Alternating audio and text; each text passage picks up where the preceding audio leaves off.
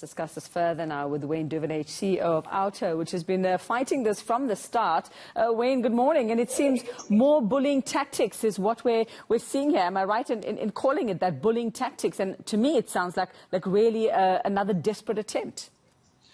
It would be if they could pull it off. They've not been able to withhold one license as a result of non-payment of e-tolls yet. This was put into the R2 amendments to the Act within the regulations to try and force the public to pay their e-tolls. But the R2 Act has not come into play yet. They intend to do so by July this year. We have a court challenge against R2, not only on its constitutionality, but on matters like this. There are a lot of these regulations that are just impractical and unworkable and that need challenging. So nothing's happened yet, but if they ever did get their way in this regard, we would fight that tooth and nail, because what's happening here is you have a national legislation that's impacting on local revenues, and that is not allowed really in the separation of powers at both national, provincial and government level. So yeah, it'll be interesting to see if it ever comes about. We don't think it will, but nonetheless, it has to be challenged and it has to be fought.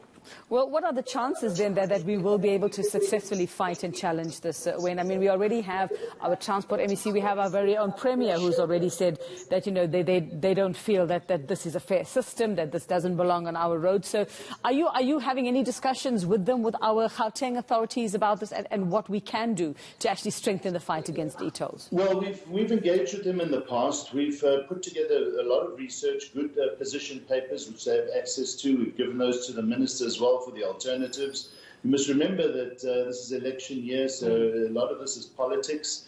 The Gauteng province, at the start of e-tolls, were for e-tolls under Nomvula Mokonyane, if you remember that. It was only when David Makura came into power in 2014 where he did raise concerns. Then he saw the public reaction, which was an outright rejection of the scheme. It never achieved more than 40% compliance in 2014. It is down to below 20% now. So this is a public issue, and the public have defied the scheme, and rightfully so. It is brought it to its knees, and we don't believe. In fact, the e-toll case, the court case that we had with Sanral, they've pulled the plug on that or put it on hold for 2 years.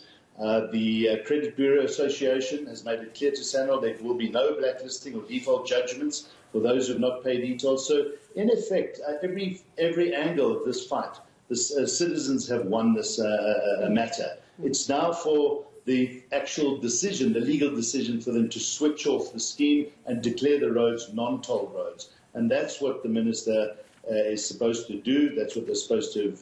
They indicated they were going to address 2 years ago, and they still haven't. Well, Wayne, like we say, the R2 Amendment Act will come into effect in July this year.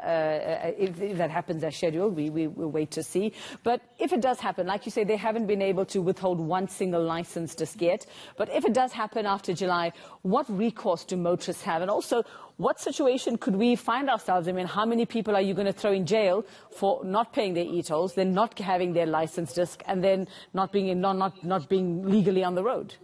Well, that is the reality. Millions of vehicles in Gauteng will not be able to be relicensed, and that is an impractical situation to have. Secondly, if they believe that they can suck the 16 billion rand, which is due to Sanral as a result of non-paid e-tolls, out of the system, out of the economy, it's never going to happen. So it's a ludicrous thought, first of all. So we don't believe it will come into fruition or into play just because it's impractical and unworkable. But if they did that, there would be an absolute backlash from society, and we would challenge it in court because, as we've said, and we are challenging these issues in court. Our case goes to court before the OUTA Act comes into being this year, and that's a matter that cannot be allowed to, can't leave that regulation in place. You cannot issue a 500 rand fine for somebody who hasn't paid a 3 rand e-toll bill. It's just absurd and ludicrous. All right, Wayne Duvenage, thank you so much. They're continuing the fight against e-tolls, and just a bullying or scare tactic for now. Well, let's wait and see what happens.